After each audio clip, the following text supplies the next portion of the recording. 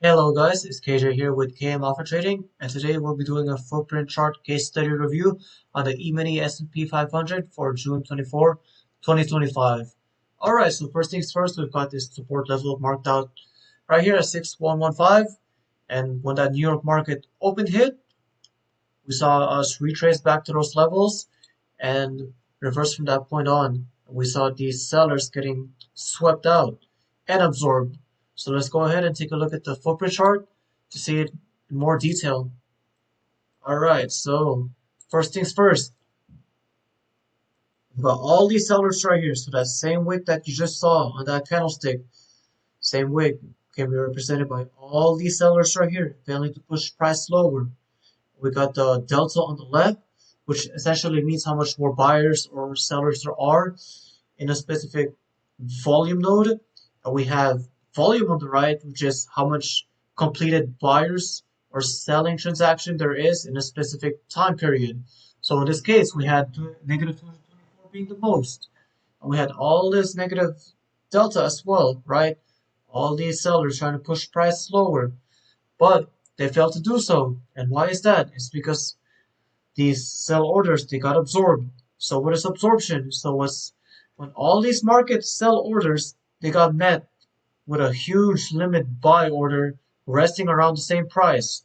So they were insufficient enough, and there was too little of them and too many of the limit buy orders. What ends up happening is that price ends up reversing from there, right? So as you guys can see, we had most of the heavy concentration of volume getting transacted around right above 6115. So that's where limit orders, limit buy orders were could have potentially been. Alright, so as you guys can see from here, got all these guys getting transacted, right? And then what happened from that point? We got the sellers already swept out, so they're gonna want to look to get back in the market. So they're gonna go ahead and buy back, and that's gonna push market price even higher. So we already have the limit market orders resting down there, and we have the sellers getting trapped. So they're gonna want to get back into their positions by buying more, buying more of size, right? So that's going to help us if we are looking for the reversal and looking for price to go higher. So what ends up happening on the next candlestick? We did just that. So we had our cumulative delta ending up being a positive right above the previous negative cumulative delta. And we had volume, the average volume nodes as well. They ended up higher than the average volume nodes on the previous one. Alright, so that's a good signal of a reversal. And if you wanted to enter, there are multiple ways you can do it. So first, you can wait for a sweep of these highs right here, 6126, or you can just outright enter at the reaction. It's up to your risk management. But I'm here to show you how the markets work and how they move. All right, so speaking of a sweep, we're gonna go ahead and take a look at that, right? So a sweep refers to a large order, right? A large order rapidly filling through multiple key price levels. So the key price level is going to be 6126. So let's go ahead and take a look at that in the footprint chart. So 6126 is going to be right here. We have all this volume right here, right?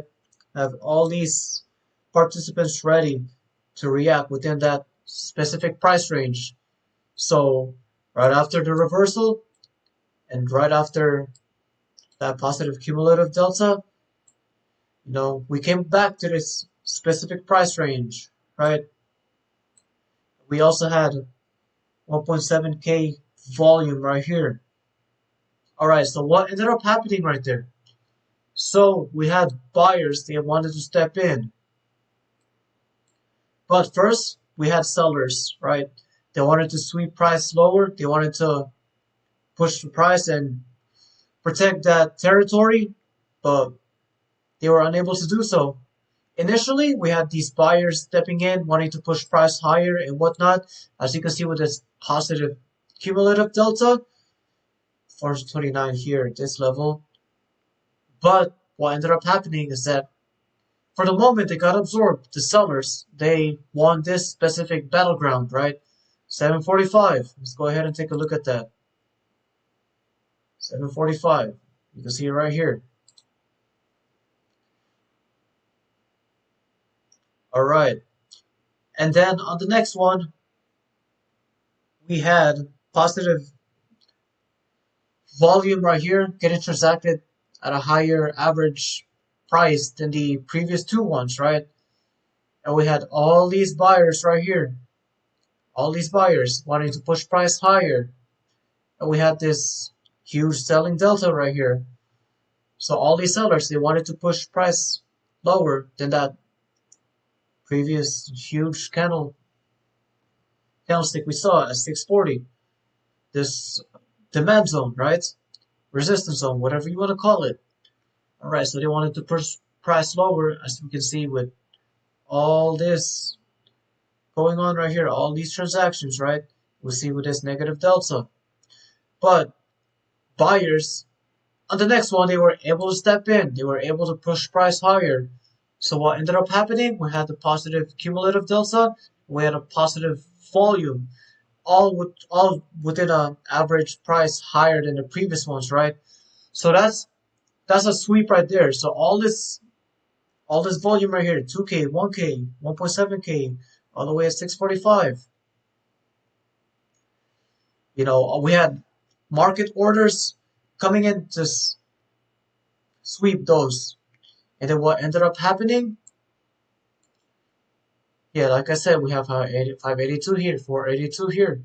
We had so much buying going on that it was able to move the books. It was able to move through these price levels and give us a higher average price, essentially driving the market price much higher, right? So let's go through it once again.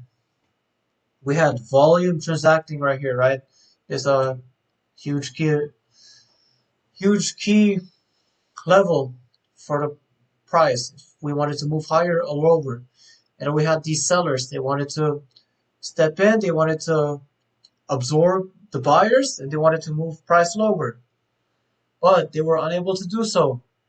We had buyers stepping in finally above these highs, giving us a signal that, okay, all this selling right here, all these selling transactions, all the absorptions and whatnot, they they were counteracted by the strong buying pressure, as you guys can see from right here, this level, and from this level right here.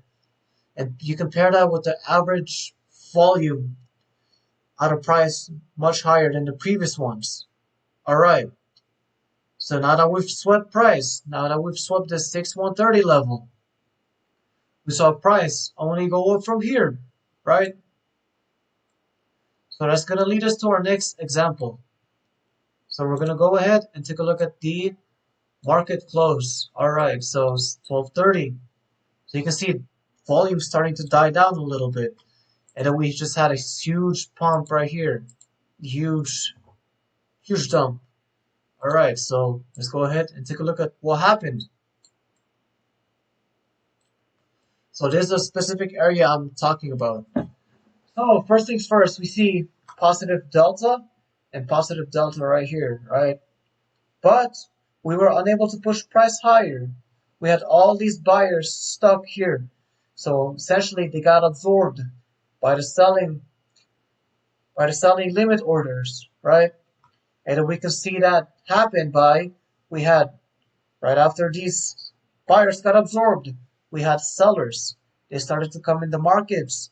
We had negative selling delta alongside all this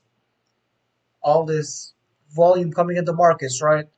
So let's go through that once again.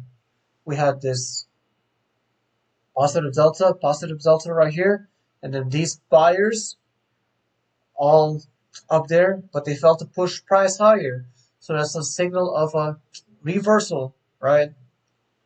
So as you guys can see, we have so much more selling pressure around these levels than we had buying pressure, right? So around 1235, 1240, right around there. And then the actual move occurred at 1250. So let's go ahead and take a look at what happened at 1250. All right, so yeah, I mean you got all the buyers right here getting stopped out of their positions. You got the sellers taking over. So from this point on, you know the average volume nodes, they're trading much lower than the prices above. So that signifies that okay, we have a new fair valuation. All right, so we have sellers taking over. So the price, the overall sentiment is now negative, and we can also see that all these transactions right here, all this volume, we had very limited buyers right here. So they failed to push price higher, and there was very limited buyers as well. So like I said, we compare that with the negative delta. Okay, cool. We have these buyers getting stopped out. Got the buyers failing to push price higher. And we have the negative delta and the positive volume. So if we pair those, that gives me a high conviction of, okay, price, it might go down from here, right? And then that's exactly what ended up happening. So right around 6150, that critical level, we saw price, boom, just started going down from there, started selling off. We got all these completed transactions, all these sellers stepping in the market, and essentially pushing price down successfully. So they now hold control over the markets based on all these previous events that happened, giving us a high probability setup. And it ended up going back to 140 because giving us a nice 10-point move before the market closed. All right, so let's go ahead and take a look at this next example of 6140 being a being a support zone. So let's go ahead and take a look at it. All right, so as you guys can see, the market has reacted from this swing low, and then we moved upwards from there in the after hours, right? So let's go ahead and take a look at what happened in the footprint chart. All right, so as you guys can see, this is swing point low. We got 1.7k volume right here. So okay, there's a good area of interest, right? So initially we were trading in a range. So buyers and sellers, they were fighting to break this range, right? The buyers were fighting to hold it, the sellers were fighting to break through it, right? So first things first, we got negative delta right here, negative 45. But we failed to display slower. However, the entry does not come there yet because we had 108 right here, 108 volume, but we only have 16 cumulative delta, right? And then on the next one, we had 307 cumulative volume, but we only have negative 55 cumulative delta.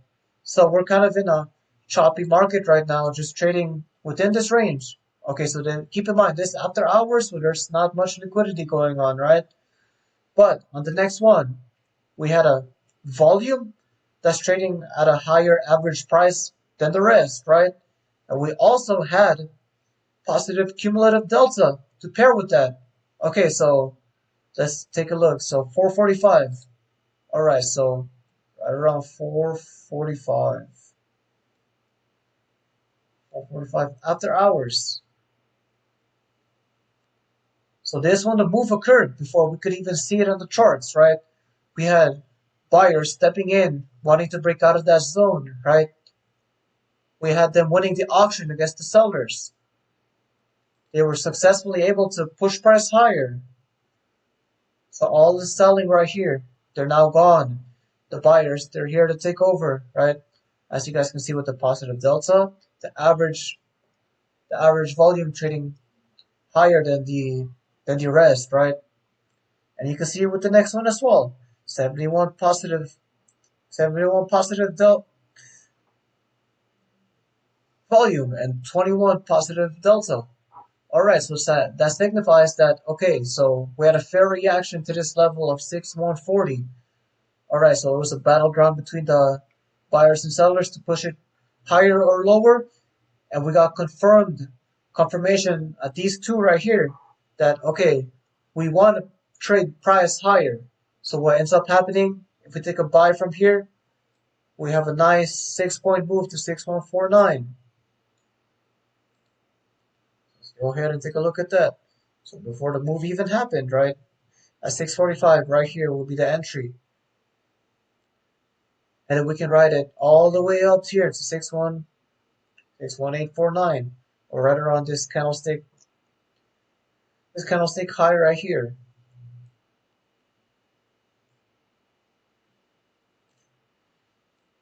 And that is it for today's episode on the footprint chart analysis for the E-mini S&P 500, covering the DOM, covering sweeps, absorptions, and how you can catch market moves before they happen.